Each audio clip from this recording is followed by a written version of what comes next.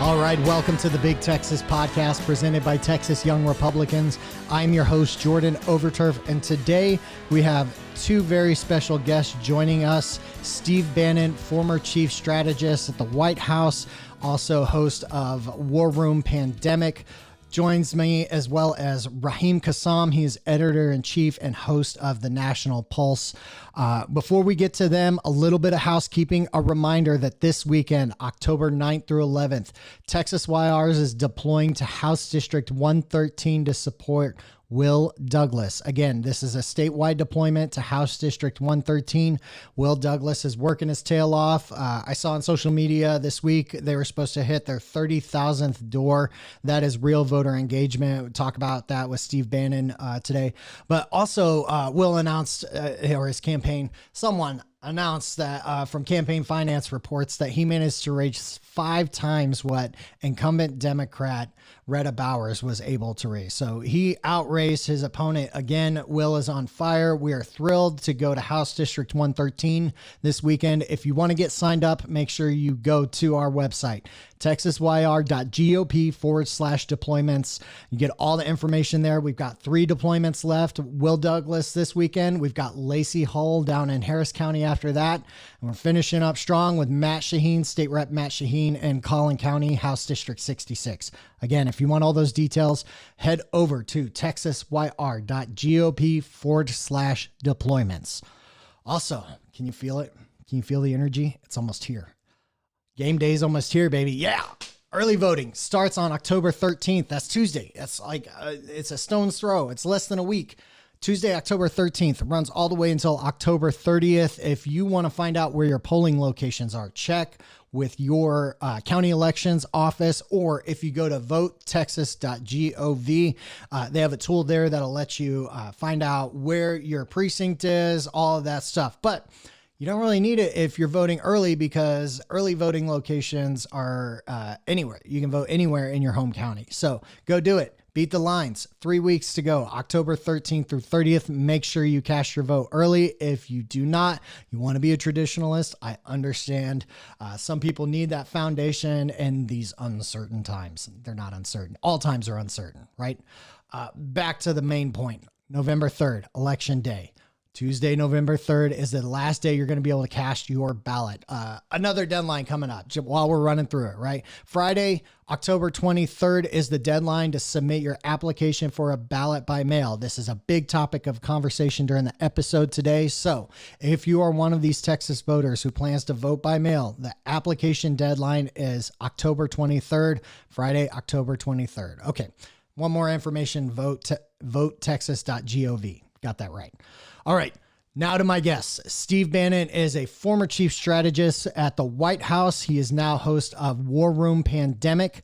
He is on a public speaking tour right now called The Plot to Steal 2020. And we are joined by editor-in-chief and host of the National Pulse, Raheem Kassam, who gets into some of the data that he and his team have uncovered as part of this investigation, and what are Democrats actually trying to do with mail-in ballots, making sure that we protect the integrity of our elections. As always, I'm talking too much. I'm going to get out of the way. Ladies and gentlemen, without further ado, Mr. Steve Bannon and Raheem Kassam.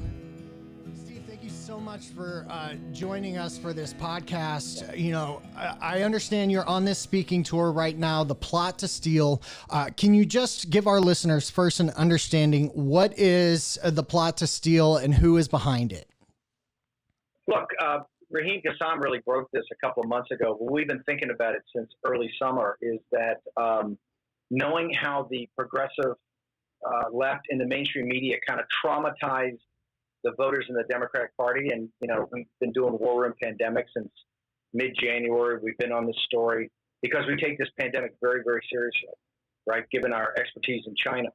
And we just saw the mainstream media kind of traumatize the Democrats. It really started coming up in primaries in the late spring and early summer, where they were all vote by mail. There wasn't a lot of intensity. But most importantly, there was this massive number of uncertifiable ballots. It's really about not voter fraud. These were Democrats on Democrat primaries, about voter administration. And we said, wow, this is going to be a very different election. This could have a massive amount of mailed votes. And then I think it was in July, you started to hear about this thing called the Transition Integrity Project that already assumed that Trump had lost, right? Transition Integrity Project, funded by Nick Berggruen, the Berggruen Institute, people associated with the CCP, the Open Society, and Raheem Kassam, who's my co-host here, one of my co-hosts on the pandemic, has his own show, his own website, National Pulse, his own team. They started drilling down in it, and it got to be an entire kind of event that you had a group of 100, never Trumpers, but particularly prominent people in legal media, social media, had been doing wargaming, essentially, for what would happen after Trump had a big traditional game day vote, but that there were anywhere from 40 to 80 million ballots out there had not been counted. And so Raheem started doing this analysis in July. We got some of the top guys that we had on the campaign in 2016. Bill McGinley, who'd been in the White House counsel's office as the cabinet secretary. We got Ed Wally, who kind of ran Florida for me. Jim Schultz, who ran Pennsylvania. These top election lawyers who really started looking into this and said, "Hey, this is a big problem." But the Democrats have a team of 600 to 800 lawyers run by Perkins Coie, one of the top election law firms in the country. Mark Elias, who's this kind of legendary guy who won the Frank and Coleman fight in Minnesota a couple of years ago. He's heading it. They've got 800 lawyers. The former Attorney General is the head of it. Holder. You've got 3 or 4 Solicitor Generals, a bunch of former U.S. attorneys, very prominent guys, big law firms, and they're very far down the road of thinking through, hey, on any scenario, we'll get into more details as we go on, but any scenario possible that by going to these mail-in ballots, and the mail-in ballots are just fraught with the ability, given the administrative problems of being, things that can't be certified. So Raheem started doing talks. We saw that people in the Republican Party were really kind of focused on game day itself, this big voter turnout on game day, and maybe not thinking about the war that's going to take place starting that night. So if you look around at early voting, if you look around at the absentee ballots, and they're talking today about, I think 5 million people have already voted, you can see that this is going to be a huge problem, a huge issue. There's already lawsuits all over the place. It's one of the things driving the need to get a 9th justice on the Supreme Court right away. I think 3 or 4 of these already have to go to the Supreme Court. So it's chaos. Every different state has different rules, but now they're getting different, judges to say different things. There's no uniformity at all. And what we're trying to do is go around, and particularly we're talking to young Republicans because you've got the energy and the drive, not just to help them to get out the vote, but as importantly to help rally people to sign up to be poll watchers, but most importantly, if you're lawyers, to sign up for Lawyers for Trump. But if you're not a lawyer, to go and become an election official. You've got to be in the room, because in these counting rooms, I keep saying, and the left's head's blowing up, but it's going to be a knife fight. Every ballot is going to be contested. Yeah. And it's going to be a knife fight of which ones are certifiable. Every certifiable ballot, by the way, should count. There's no question about that. We want to have a free and fair election. People deserve to vote by absentee ballot. They deserve to vote from home. That's not the issue. The issue is to make sure they're certifiable. They're actually real ballots from real people. So it's going to be a nightmare. And in turn of Raheem, he's done just an amazing job at National Pulse of breaking these stories, and particularly regarding the Transition Integrity Project. Yeah, and we're seeing a lot of this pushback from the Democrats here in Texas, and we'll get into some of those cases here in a minute. But I do want to bring in Raheem to kind of talk about, from the data standpoint and the research that's been going on. Raheem, can you first just give us kind of a big picture look at what has been happening with the mail-in ballot situation, and kind of what data you and your team are specifically looking at? Well, look, I mean, and thanks for having me. Look, firstly, you just got to say, any person out there who thinks that this is going to have anything that remotely looks like a normal election between now and November the 3rd and in the immediate aftermath, you got to just dispense with that thought from your mind. And there are many reasons why that's the case. One of them is the mail-in ballots, as you say.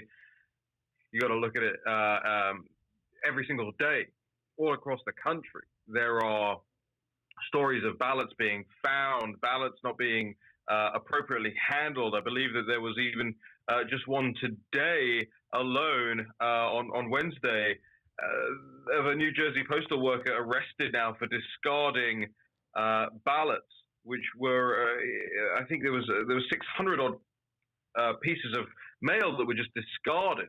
And this is happening all around the country, not necessarily intentionally and not necessarily the arrests, but the sanctity, right, of this election is just not being upheld at all because of what Steve often says, and he'll tell you more about this. The need that Democrats seemed to have to frighten their own people away from polling booths and polling stations. And of course, they're trying desperately now to do a reverse ferret on that position.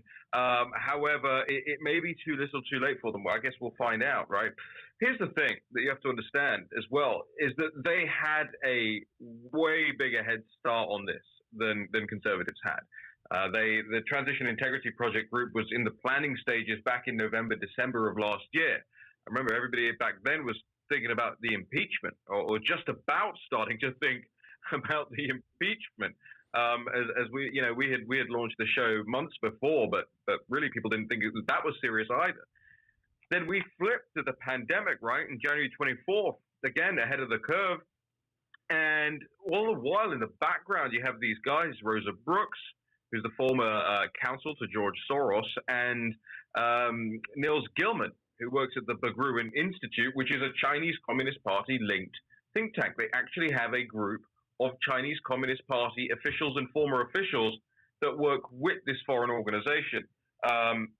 Now, here's the other thing about this, and you're starting to see more details starting to come out. I won't do too much of the background of TIP, except to say that for them, for the Transition Integrity Project, that was floating an idea, and you saw how the Atlantic and the New York Times and all of these guys seized on that idea to push this narrative that the president, that any President Trump victory will be illegitimate. Any President Trump victory will be illegitimate. And then Hillary Clinton comes out and says, Joe Biden must reject the result of the election, no matter what the circumstances. Under any circumstances, do not accept defeat, do not concede. And then you look at all the way through to today, which is one of the latest stories that we've popped on this thing. A New York Times editorial, and this is where these groups launder their ideas to. A New York Times editorial today calls for international intervention in the presidential election and says that the Democratic Party should invite the United Nations and other organizations to the U.S. as a plea for help to make sure that Trump doesn't somehow illegitimately hold on to the presidency. So this is what we're seeing right now. This is what we're looking at. We're tracking the narratives on the National Pulse side of things, as well as tracking the stories and the data and everything that's going on all across the country. It's incredibly difficult to do that. You know, we're a small team. But at the same time, I cannot stress enough Steve's point, which is that if you're listening to this or if you're watching this, this isn't for your entertainment. We're not trying to entertain you by telling you this stuff. This isn't theater. This is something that you have to act on. I'm not a U.S. citizen. I don't get a vote in this election. But everybody that does has it is incumbent upon them to make sure that they are not getting thieved, that they are not being burgled of their sovereign right for their choice of president. And that's what we're looking at right now. So whether it's going to become a poll watcher, an election official, you can do that through your county's election website, or whether it's signing up for one of these groups that will be consumed with legal battles until January the 20th at 11:59 a.m. and maybe even beyond that. So if you're listening to this, it doesn't matter if you've got no experience. It doesn't matter if you don't know the details of every specific thing here. You'll get coached up. Just go out and do it. Yeah, and I've personally served on one as a watcher during the ballot review board, which is what we call it here in Texas. When these mail-in ballots come in, it's a group of citizens that volunteer to sit there and they match signatures and they verify that these mail-in ballots that are sent in by a very specific group of Texans who qualify match and make sure that that integrity is being held up. One of the things that is in the news right now is the Democrats here in Texas have been pushing back against Governor Abbott, who recently announced that he's going to limit collection sites for these mail-in ballots to one location per county. Now, I believe the Texas Supreme Court on Thursday is supposed to hear this specific case and make a decision on whether the governor has the right to limit those collection sites to one place, or if he has to open that up and extend it to all early voting polling locations. Raheem, I guess from your perspective and the data that you've seen, all the research your team has been doing, is this a prudent move by Governor Abbott to protect the mail-in ballot process here in Texas?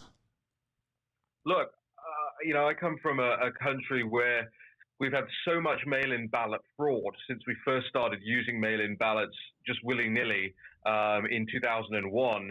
That there have been wholesale government reports and reviews into this. We've removed people from office after finding that they were illegitimately elected because of mail-in ballot fraud, because of voter intimidation, all of those sorts of things. It's built in to doing this stuff by mail. It's built in. It's intended to be that way.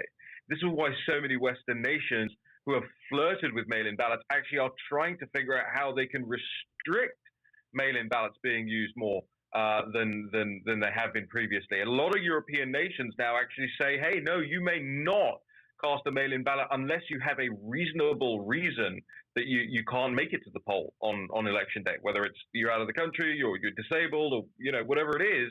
There has to be a legitimate, it can't just be, hey, I don't fancy it, or, I'm scared. So that's the first thing to consider when you look at all of this. I think Governor Abbott's correct. The more of these drop boxes, by the way, who's making these drop boxes? Who's collecting from these drop boxes? What times of day are you doing that kind of thing? Nobody has walked through. You want to talk election integrity? They're always using that phrase, right? Election integrity. The integrity of the election rests on the people. They will be the final arbiters of everything, what's legitimate and what's not, right? But the people are not being told where and when and how and who's involved and all of these things that you would expect to be very transparent in something that is a major change to, I would like to think the most secure nation in the world as far as elections go. The United States doesn't have UN observers for its elections. The United States are the observers for other people's elections. So you're not just throwing, a little spanner into the works here. What you're talking about is a total overhauling of the system. And I think every measure to restrict those things, like Governor Abbott's doing, every measure is a reasonable, just, and transparent way of holding this election. Hey, look, if we were 2.5 years out from this election and people started talking about introducing these new systems, I think there could be a much more reasonable conversation to be had about these things, because you might have the ability to inform people. There'll be the requisite transparency, all these rulings, everything. No, in the last couple of months, they've just tried to railroad this thing through, and every single person, whether you're left, whether you're right, whether you're center, whether you're nothing, think about that for a second and think about why the big rush and the big push in these opaque ways to have these drop-off places. Yeah, and I want to talk about in a larger conversation, because it starts with the push for mail-in ballots, but Democrats in Texas have been pushing for looser regulations in terms of allowing online voter registration and things like that open up more potential for fraud and things like that. It's a continuing fight. I was actually reading on the National Pulse today, and I wanted to ask you about this, Raheem, a story that said that basically Facebook and Google, through this project, teamed up and put $250 million into these voter engagement projects that largely tipped the monetary scales toward Democrat-run counties. Can you talk a little bit more about that and kind of how that folds into this larger narrative about, the plot to steal? Yeah, I don't want to take too much more time away from your main guest today, but I will explain this very briefly. The CTCL, right? So this is this group that's founded by Mark Zuckerberg. It's called the Center for Technology and Civic Life, and in total, they're donating 250 million to towns, cities, and counties all across the country to effectively tell them how to run their elections. Right. So this is a surreptitious privatization from the globalist left of how the elections are run. And the Amistad Project and Phil Klein, the great guys at Got Freedom, it's got-freedom.org. They put together this list. They actually went through the whole list and they said, okay, of the top 18 places in the country, and as you say, the details are all up there on the National Pulse if people want to find out. But Texas, there's Bexar, there's Cameroon, there's Hayes, Dallas County, 51,606,000 $215, brother. $51,606,215, right? $52 million basically going into this thing. Guess how much went to places that President Trump carried in 2016? I believe, if I remember the article correct, it was about 300K. Less than 300K. Mm-hmm. So these are targeting these Democrat areas, these Democrat strongholds, and nobody's saying anything about it. If this was happening from the other side, name your right-wing philanthropist. If somebody was given 250 million and going, hey, you got to run the elections the way we say you got to run them, and they were putting them into Republican districts or trying to suppress the vote in traditionally non-Republican areas, it would be a front-page national scandal in the New York Times. These guys at the Amistad Project are the only guys who are doing this work, and it's a great credit to them. I commend their work to you. Yeah, and when I was reading that article, there's a really interesting piece of nuance with that. That specifically in that Hayes County seat where that 300K, about less than, went for that project, it's actually held by a Democrat in the state house. And that's one of those seats that Democrats are trying to protect. So it stands to reason that might be the only reason that Hayes County received that 300,000 for this project. And to be fair, Raheem, I might have teed you up a little bit for our Texas friends to have fun listening to you try and figure out how to pronounce Bayer. It's not Bexar, it's Bayer County. But that's one of those weird Texasisms. I've been told that before and I always forget, so thank you. No worries. There are people in the legislature that forget as well. So, Raheem, we know you've got such a busy night tonight getting ready for the vice presidential debate. Before we let you go, any predictions? We'll put this out tomorrow. So I guess from your standpoint, what does a victory look like for Vice President Trump? Or sorry, Vice President Pence. My goodness. Look, I think tonight Mike Pence has to really chop Kamala Harris up on her record and on Joe Biden's record. He has to chop him up on his ground, not take her bait. Don't take her bait on healthcare, okay? Pivot away. Talk about the healthcare of Americans who are suffering because of the coronavirus and where it came from. Will Kamala Harris say it came from the Chinese Communist Party, that it's the Chinese Communist Party's virus? He needs to push her on that. He's a very, very intelligent but far too polite a man. He needs to put his foot down tonight. She's going to try and get all sassy with him. He cannot allow for that to happen. I would focus very heavily on the Chinese Communist Party and its virus. I'd focus very heavily on the economy, and I'd focus very heavily on making Kamala own her own words about Joe Biden. Excellent. Well, Raheem, we'll let you get back to your duties tonight. Thank you so much for joining us, giving us an inside look to some of the data behind this idea of plot to steal. Thanks, guys. So, Steve, while I've got you and we're already on the topic, I guess, what are you looking for tonight from Vice President Pence in terms of performance, and where do you consider the victory points to be? Yeah, not that I don't think tonight's important, because it is, but it's not nearly as important. And I want to make sure everybody understands this and embraces it. It's not nearly as important as the young Republicans of Texas getting focused on this war in front of us. I want to go back to a couple of items about Raheem. When we first started the War Room show, War Room Impeachment, we made sure we had a concept called Making Them Famous, which was taking what we called the Dirty 30. Those are those congressmen that won congressional seats that Trump had won from, that voted for Obama twice, voted for Trump, right? over Clinton. And those seats that we lost in 18 because of not enough focus is what led to the impeachment. And we said at the time, if we lose those seats, we're going to do it. We specifically focused on those individuals that were going to vote for impeachment, that would be untenable. And in Virginia, there's a couple of congressmen who we made famous during that broadcast are in deep trouble today that could flip the entire Virginia delegation back to being a Republican delegation, which would mean a vote in the House if this thing ever comes to the House of Representatives, which I think we have a pretty good probability as the numbers stand today. Raheem has done a great job. We've done a great job on the show to have this thing called Making Them Famous and really highlight who these individuals are, and because they hate the publicity. Niels Gilman and Rosa Brooks are two of the, and these people are very smart, and they've been on this for, the war gaming has started over a year ago. I believe they actually started the project right after 2018 election. Rosa is, a professor at Georgetown, but Raheem's done a great job of making her now a personality, and she doesn't like it.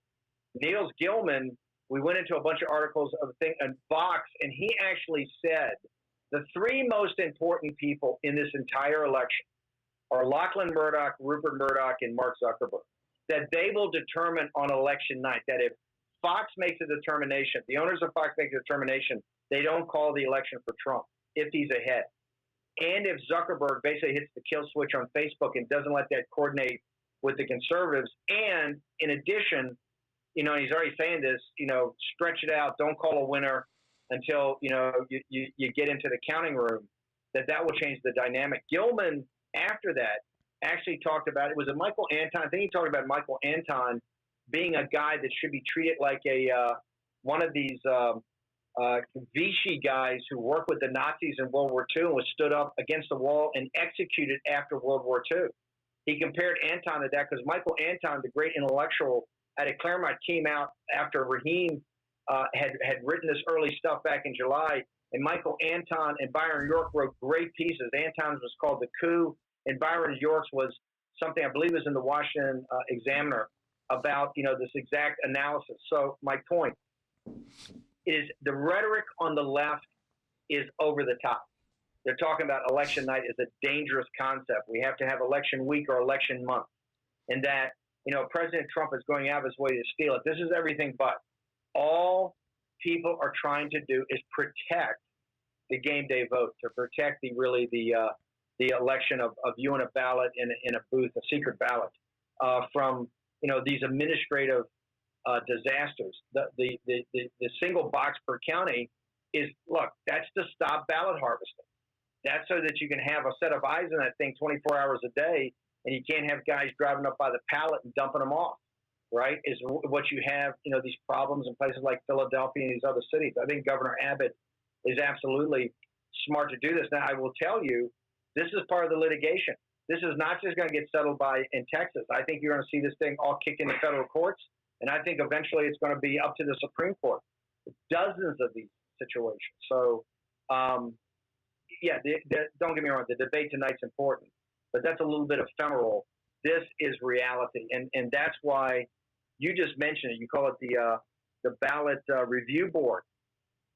That is where, as it sits today, now polling can change, and President Trump might win in a landslide on election day, or maybe Joe Biden. That's all to be determined, right? About how the low propensity voters that people get to them, or the mid propensity voters.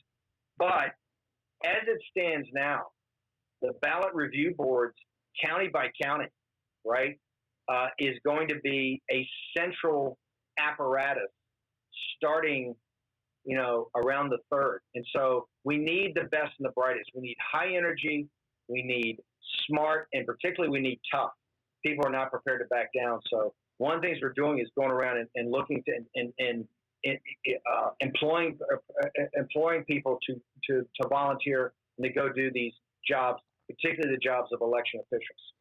Yeah, I guess from your perspective and watching how 2016 played out, I was working on a grassroots project in Pennsylvania, so I definitely understand stretching out, calling it in that race. But, when we have data on the ground that gives us information fairly reliable information on how these races are going. Do you think Democrats have a real case to stretch this out, or based on what we've seen from the impeachment scandal to, all the backtracking on coronavirus responses, do they have a leg to stand on, or do they not care about logic or reason anymore, and they're just going to go with their ideology first and, governorship second?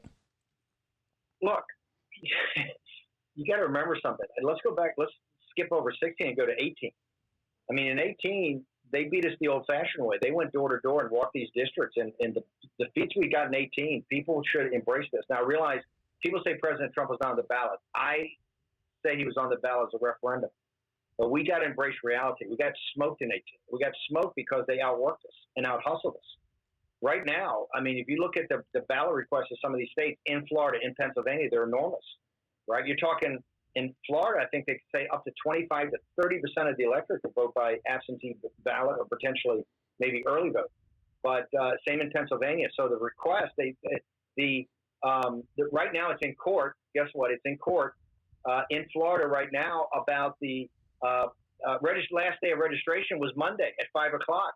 They were being hit by a million, I think 1 million requests per hour. I think for the last 5 hours, the system melted down. The governor DeSantis opened it back up for, I think, a couple hours yesterday. That wasn't good enough. The Democrats are in court. They want to extend it. No, this is a fight. And right now they're doing it. There's a ton of requests coming out. So people should not rest on their laurels.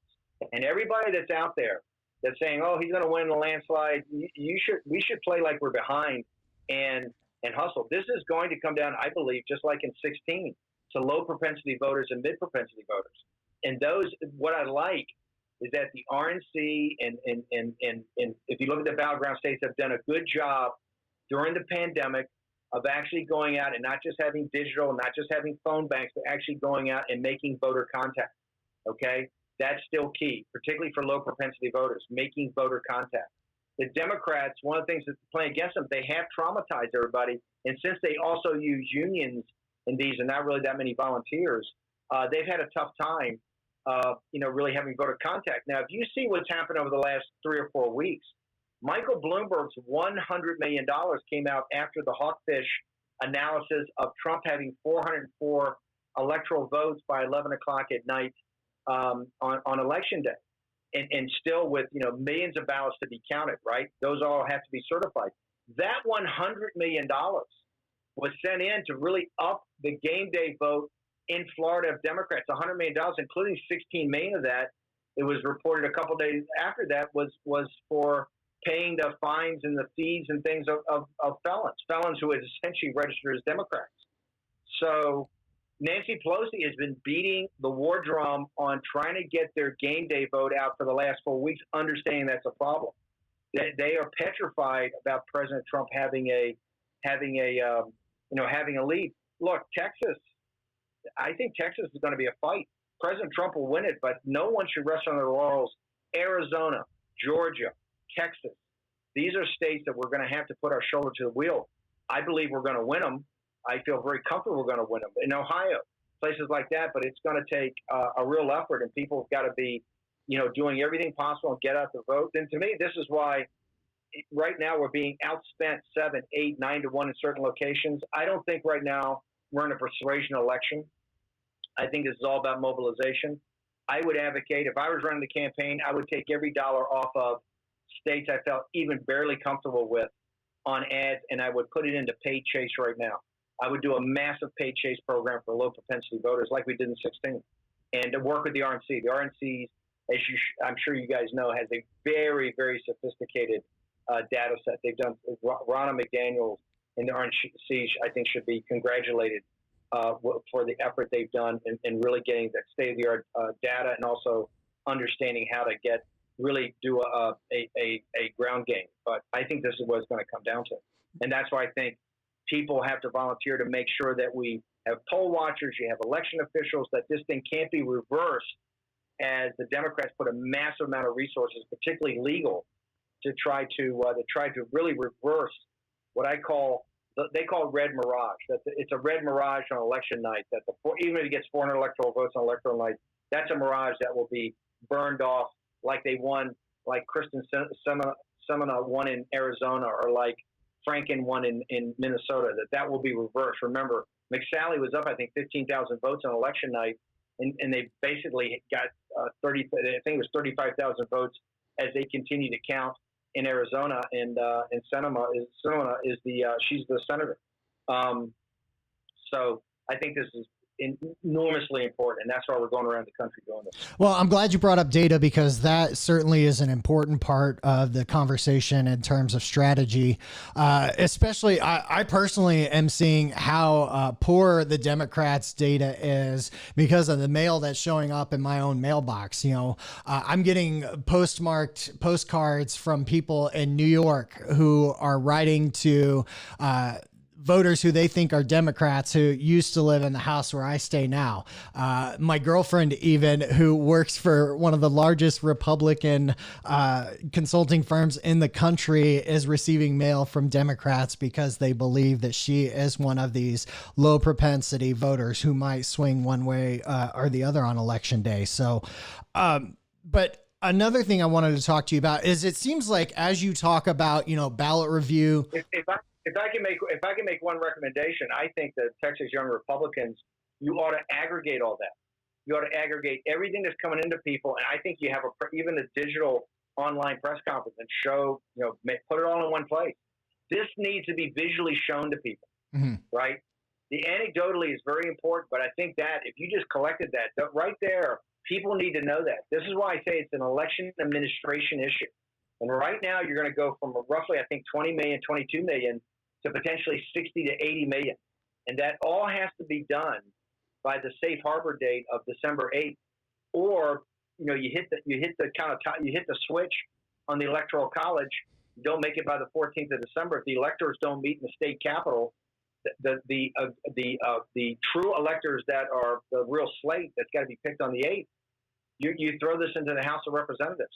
And that will be chaotic, because the lawsuits, the game theory, all of that will be quite complex. And so this is why it's very important for us to make sure they can't unwind that. And what you just said right there is the type of evidence people in the state of Texas, I think, quite frankly, people throughout the country need to see. Well, we just had a reporting period come up. So finance records are out in Texas, and a lot of people are starting to see that these Democrat candidates, specifically at the House level, because the legislature is where they're putting a lot of their focus this cycle, trying to flip the legislature so they can gum up the works on the redistricting process, that most of these candidates are receiving dollars largely from outside of their district and even outside of the state. I mean, they're showing up with thousands of contributors. I saw one analysis that showed that, they clearly blew Republicans out of the water in terms of individual contributors. But when you actually drill down on the data on that, the amount of donations coming from everywhere but Texas is easily in the 70 to 90% range, depending on the race. But one last point before we let you go, Steve, because, we got to get off to watch this debate. And I know you probably got some other interviews to do. It sounds like what you're trying to impress upon young Republicans is that the GOTV effort that we used to know that, went exclusively through 7 p.m. on election day has now been expanded to include this ballot review process, being an election worker to ensure that whatever is happening with those ballots, they're being delivered appropriately. GOTV now is a weeks-long process.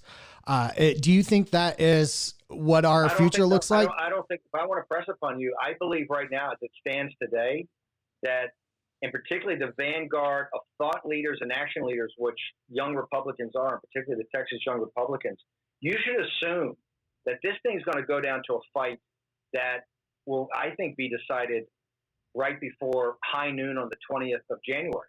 I think this goes up. We don't have 26 in a wake-up. We've got 101 and 102. The fight that takes place, get out the vote and everything we're doing. If you think this is tough, it's going to pale in comparison to the pressure, the intensity, the viciousness that's going to happen. The left, remember, the last nominee they had, Hillary Clinton, said under no circumstances, is he to concede. There was an article by Jeffrey Toobin in the New Yorker that a senior Democratic official said the party today is very different than the party in 2000, and there is zero chance, there's any senior Democrat that will say for the good of the country they should concede and just we'll get them in 4 years. And the reason is they think the country cannot sustain another 4 years of Trump, and they think he's an existential threat, not just to the Democratic Party, but he's an existential threat to the country. And you can see this in all the heated rhetoric of Niels Gilman and others. So we got a fight on our hands. Now, if things cut our way, Trump may win in such a big landslide on the evening of November 3rd that it doesn't make a difference. But in all likelihood, you've already heard Facebook, Twitter, they're not going to announce a winner. They call this election month. There's going to be tens of millions of ballots out there. It's going to be a fight over every one, and every one of those ballots has got to be certified. So this is why we're talking to groups like you. You guys are thought leaders, but you're also action leaders. The reason the president's even positioned to win is everything you've done with phone banking, everything you've done with fundraising, everything you've done, the pick and shovel work. And this is just more, but if it's not, it's got to be you guys. You're at the vanguard of this, and to be poll watchers, election officials, to set up social media alternatives, and to be able to network and to talk to each other in case Twitter or Facebook get cut off. It's you guys are going to knit this together. So that's not that I don't want to talk about the vice presidential debate, but that'll take care of itself. This is what matters. Mm-hmm. This is what we call the main thing. Yeah. Well, Steve, I appreciate you so much for taking the time. For those who want to keep following everything that you're doing, either with the tour or with the War Room, what's the best way for folks to find you? Best way is just go to hashtag War Room Pandemic, go at War Room Pandemic, at War Room 2020. Go to the show. We're up on YouTube. We have a podcast, 16 million followers on the podcast. We've got we're on Newsmax TV, Real America's Voice, AmericasVoice.news, all of it. We're everywhere, so you can get it. I want to thank the chairman, Hayden Paget, and the political director, Matt Dorsey. And Jason, I want to thank you. Or Jordan, I want to thank you. All the people associated with your club. You guys are the cutting edge. So I'm really honored to talk to you guys tonight. And I know we're in good hands down in Texas. I appreciate you, Steve. We're going to give them hell. I'll guarantee that for you. No doubt about that. Thanks, guys. Really appreciate it. Thank you. Have a good one. All right. Thank you again to Steve and Raheem for joining us. Thank you to you for tuning in. As always, if you want to follow the podcast, you can subscribe on iTunes, Spotify, Google Podcasts, wherever you get your podcasts. We also upload these videos on Facebook and YouTube for you to go back and visit. A reminder, one more time, our statewide deployments continue. If you want to get signed up for this weekend, House District 113 for Will Douglas, you can do so at our website, texasyr.gop/deployments. Friends, we're almost there. Game day's right around the corner. I'm looking forward to early voting. I hope you are too. Stay involved, stay engaged, stay active. We have to keep Texas strong. Until next time, friends, we'll see you down the road.